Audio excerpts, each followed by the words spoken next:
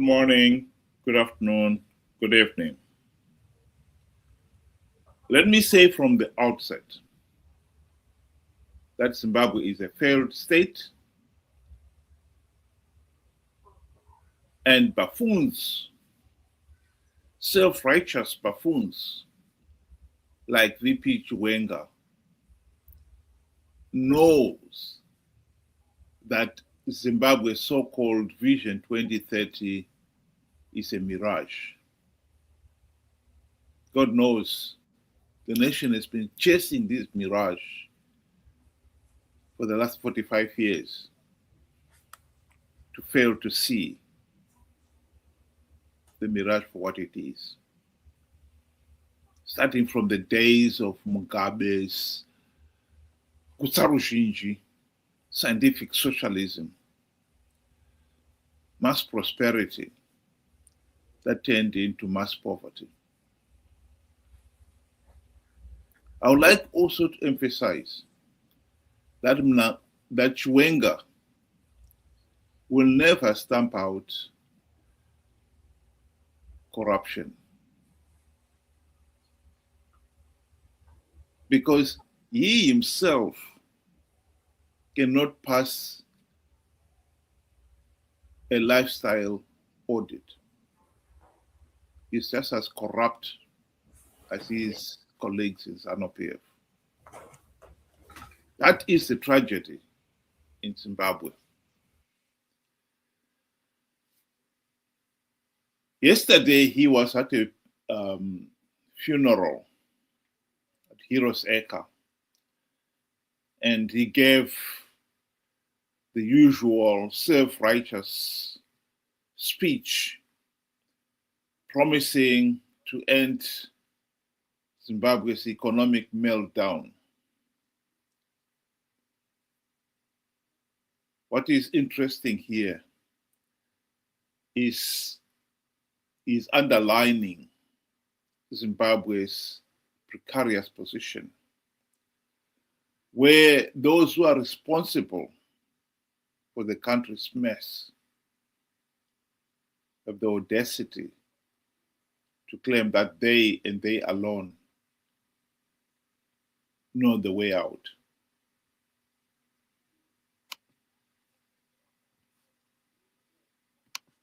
What legacy are we creating?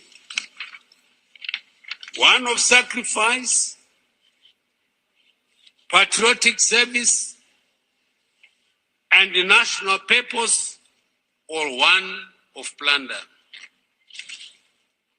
Ladies and gentlemen, the liberation struggle was not waged so that a few could prosper while men remain in abject poverty. It was fought so that every Zimbabwean could walk in dignity and economically empowered.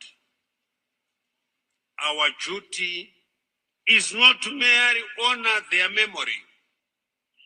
It is to implement their vision through ethical leadership, clean governance, unity of purpose, and economic transformation.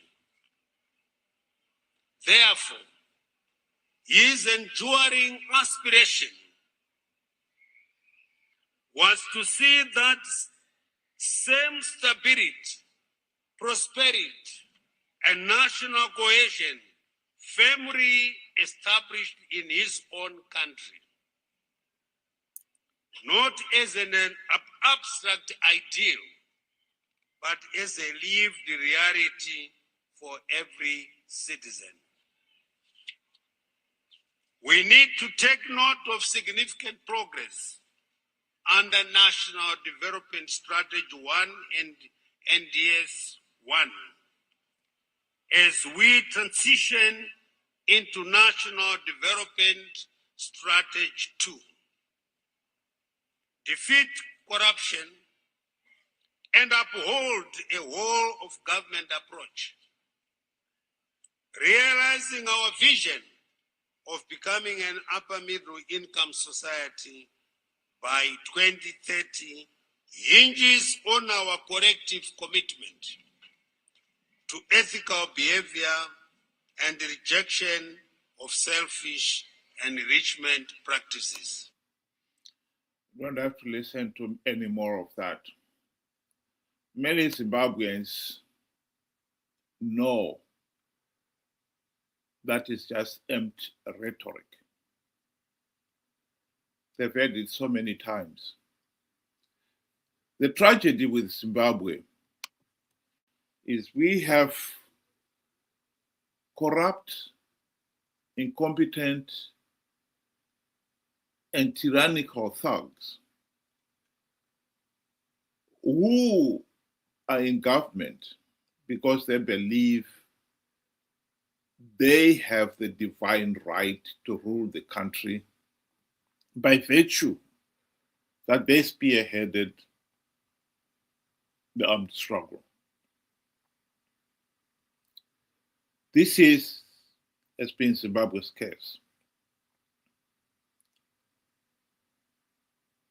In 1980, when the country gained its independence, it was very difficult, of course, for the nation to resist Zanu PF's overtures to impose a de facto one-party state. It would be foolhardy for an ordinary civilian to argue looking up the business end of an AK-47 rifle. During the campaign in 1980, Zanu PF was supposed to withdraw all its operatives from the field. They did not.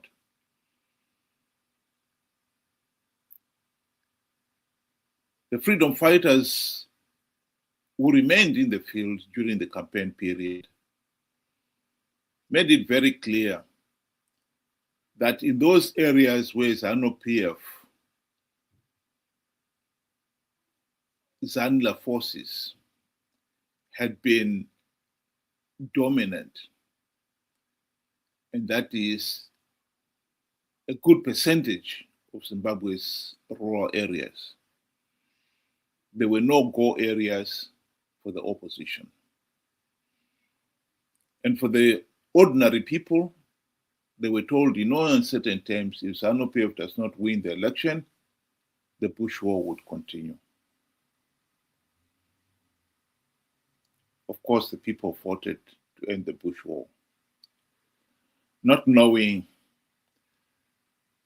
that by losing their right to a meaningful say in the governance of the country, they were not losing it only in 1980. They were losing it forever. Because Zanu PF went on to set a de facto one-party state that has ruled the country to this day. I think it would be amiss to pretend that the country did not have the opportunity to end the de facto one-party state. It did. The best chance we had was during the GNU of 2008 to 2013. But Mugabe bribed Morgan Tsvangirai and his MDC friends who were entrusted the task of implementing the democratic reforms. He bribed them with the trappings of high office, the E-class Mercedes-Benz, for all the deputy ministers, the two deputy prime ministers, and Prime Minister Morgan Tsvangirai himself, the very generous salaries and allowances for all the incoming MDC, councillors, and MPs and senators. And for Morgan Tsvangirai himself, the $4 million mansion in Highlands. MDC leaders forgot about the reforms. And the opportunity to change, to end the Zanu PF dictatorship was lost.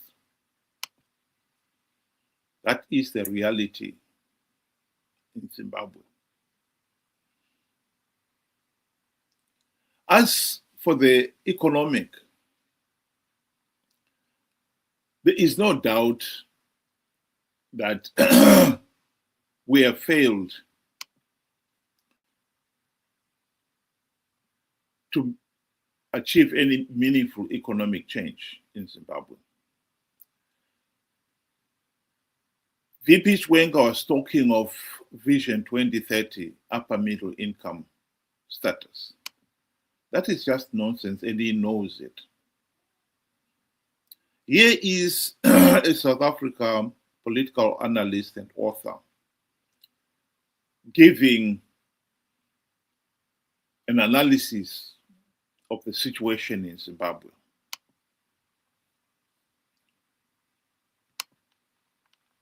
You go to Zimbabwe today, you want to cry when you see how black people in Zimbabwe are living. Number one, water as we see is not reticulated. So you drink it at your own risk. Number two, Zimbabweans get electricity from midnight to 5 o'clock in the morning. The whole day they have no electricity. Number three, Mugabe himself died in Singapore. There's no single hospital that could heal him, that could treat him in Zimbabwe. The education system has collapsed. In South Africa, it is estimated that we have more than 7 million Zimbabweans. Zimbabweans are scattered all over the world as we speak. Who caused all this mayhem, this suffering? They talk about land reform. Zimbabwe's land reform is a mess. As you and I speak now, Zimbabwe imports maize, which is the staple food of the people of Zimbabwe. The country cannot produce food for itself.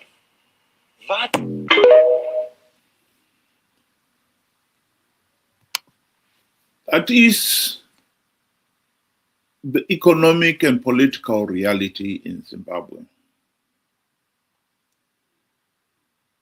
Chiwenga is just a self-righteous buffoon. As much as he wants to pretend that he can transform the country, the truth of the matter is, even after 45 years in power, he doesn't even know what the solution is. Because he doesn't know what the problem is. And the problem for Zimbabwe is that the nation has been ruled these last 45 years by self-righteous buffoons who think they have the divine right to rule. And they cannot be held to account by anybody. So now we are caught up in this situation where the individuals who are the problem are insisting that they are the solution too.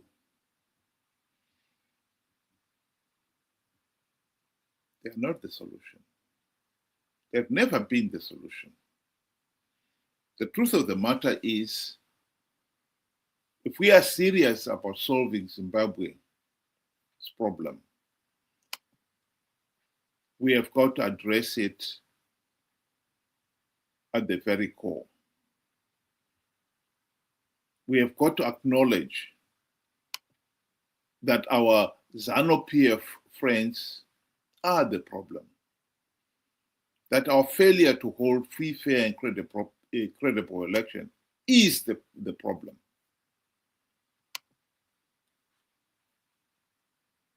But how do you get there when Zanu PF itself will never reform itself out of office? That much should be understood by everyone. Zanu PF will never reform itself out of office. So what do we do? This question was asked in the late 1990s, when it became clear that Zanu PF was rigging the elections and will stay in power by virtue of denying people a meaningful say in the governance of the country. The decision by the nation then was, we can either take up arms again and fight the regime to restore all the fundamental freedoms and human rights to all Zimbabweans, as we did during the Liberation War, before Zanu PF hijacked the whole thing for their own selfish purpose. Or we should elect opposition leaders whose number one task would be to implement the democratic reforms and end the Zanu PF dictatorship. The people elected the second. And so a big wave of democratic change, demand for democratic change, swept the nation. Morgan Tsvangirai and his MDC friends launched their party on the crust of that wave. And they even named their party the Movement for Democratic Change, promising the nation they would deliver the democratic change the nation was dying for. The tragic reality is they did have the opportunity to implement those reforms. Much more so during the GNU of 2008 to 2013. They failed to implement even one reform because Mugabe bribed them. 25 years down the line since MDC, CCC leaders have been on the political platform, it should have dawned to the people of Zimbabwe that MDC, CCC leaders have sold out. We need to wake up to that reality. Whether some people want to admit it or not, the truth of the matter remains that MDC, CCC leaders have sold out. That is the reality. We cannot run away from it. They had 25 years, including the 5 years in the GNU, to implement the reforms. They failed to implement even one token reform. We're still, since the GNU debacle, they are the ones who have been conning people to participate in flawed elections, knowing fully well that the process is flawed, knowing fully well that by participating, they'll be changing nothing. All they'll be doing is give the process legitimacy and giving Zanu PF legitimacy. Why? Because Zanu PF corrupted them. The GNU taught MDC leaders that if they cooperate with Zanu PF, they will have a share of the spoils of power, a few gravitrans seats.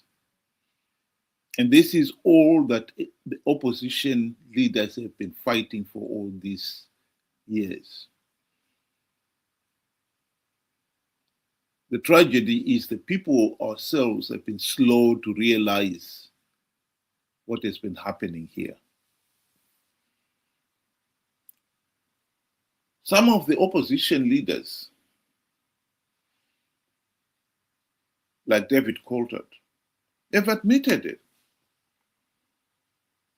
In his book, David Coulthard did not make it a secret. He made it abundantly clear that the election process in Zimbabwe without reforms is so flawed, so illegal, the only logical thing to do is to stop participating. But he himself admits that they have been participating because they were also after the few gravy train seats on offer. They couldn't resist that. Our problem is we, the ordinary people, have been slow to realize what is going on here.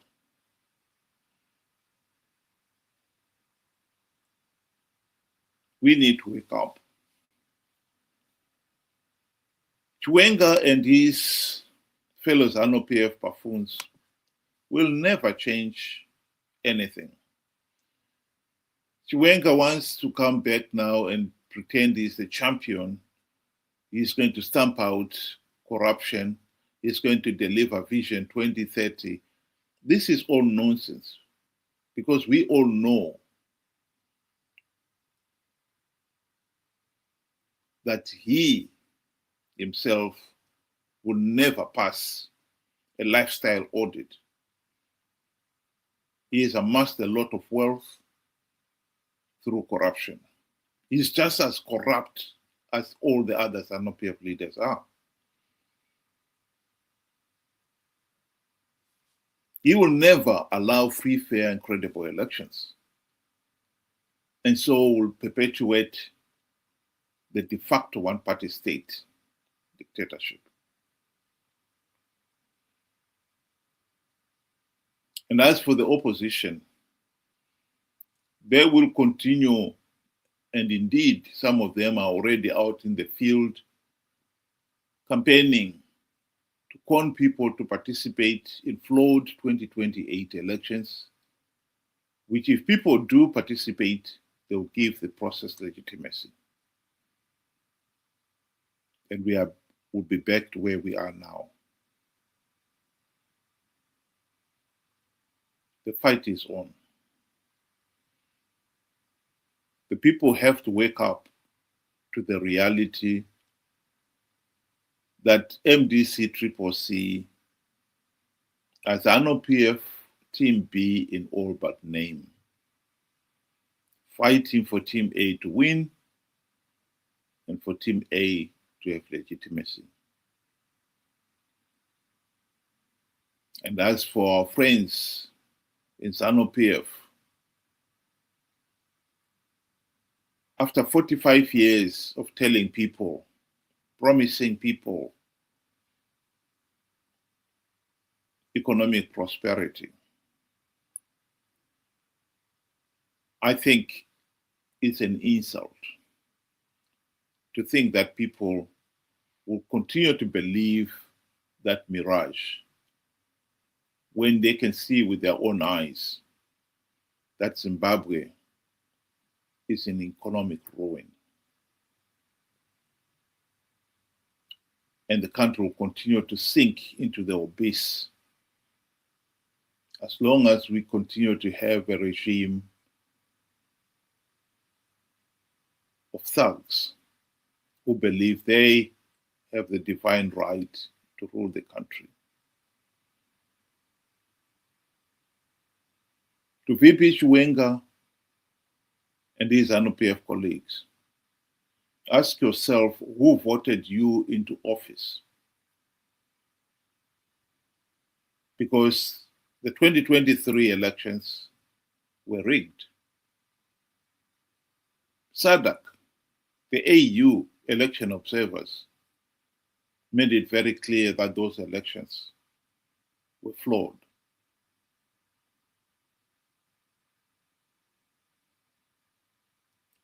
We have to end this madness. Our biggest problem is that we have a problem of those who landed us into this mess, and yet they believe they are the solution. We would not be in this mess if you knew what you were doing. You are the problem. You cannot be the solution too. Think about it.